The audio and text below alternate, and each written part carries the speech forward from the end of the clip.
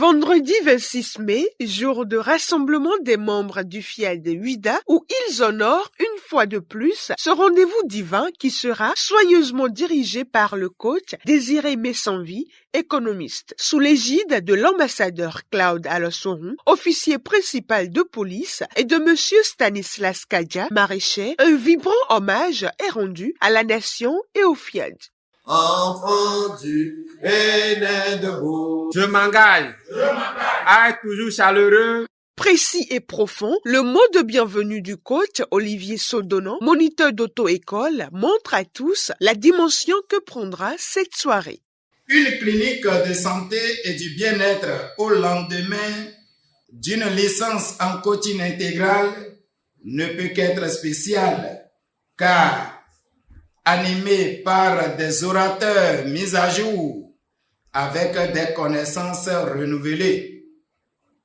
Ils sont métamorphosés et nous transformerons certainement par leur message inspiré de ce soir.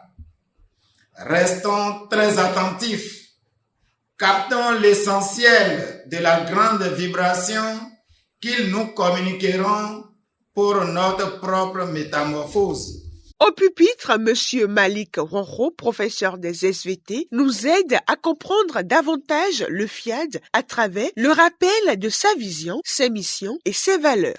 Pour le Forum international des ambassadeurs du développement FIAD Monde, sa vision, sa mission et ses valeurs demeurent toujours les mêmes depuis sa création en 1995.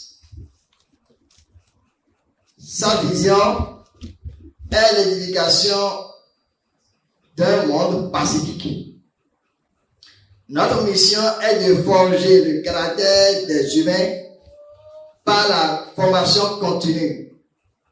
Pour nous emmener dans les profondeurs de la connaissance divine, le coach Roswitha Fades, moniteur de style de vie, aborde dans la première exhortation ce chapitre qu'elle intitule « Ce que tu vois n'est pas ce qui est ». Cher gagnant, dis-le-moi même de Dieu, les temps et les circonstances t'obéissent. Alors, devant les vicissitudes de la vie, que dis-tu? Te plains-tu? Que confesses-tu? Est-ce que tu te plains de tout le monde et même de Dieu? Ce que tu vois n'est pas ce qui est. Ce qui est, c'est ce à quoi tu crois maintenant. Alors, prends soin de toi maintenant et fréquente le lieu qui te permet de croire aux bonnes choses.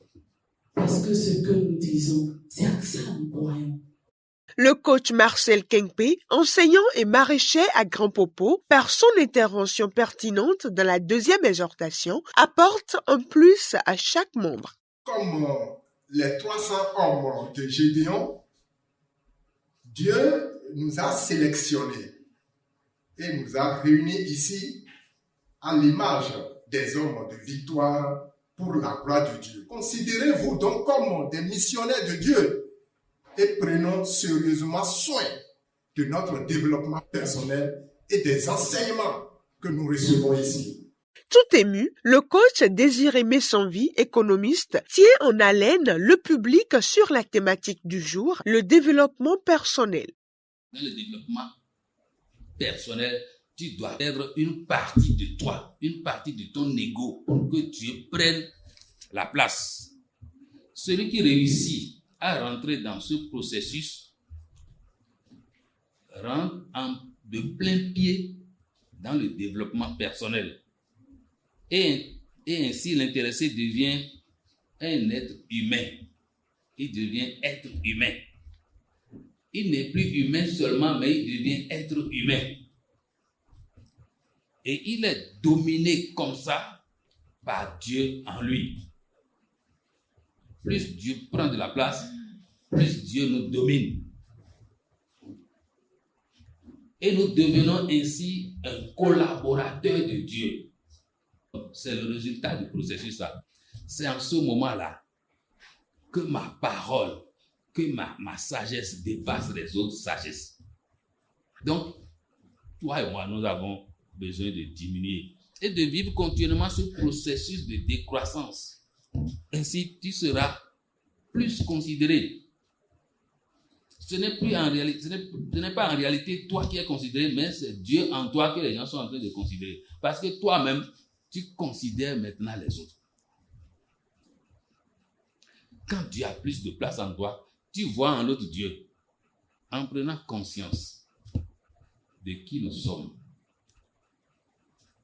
nous prenons comme ça conscience de la présence de Dieu en nous. Et in facto, si nous prenons conscience de la présence de Dieu en nous, nous devons faire l'effort, nous devons accepter cette manière de diminuer pour que Dieu prenne de l'espace en nous.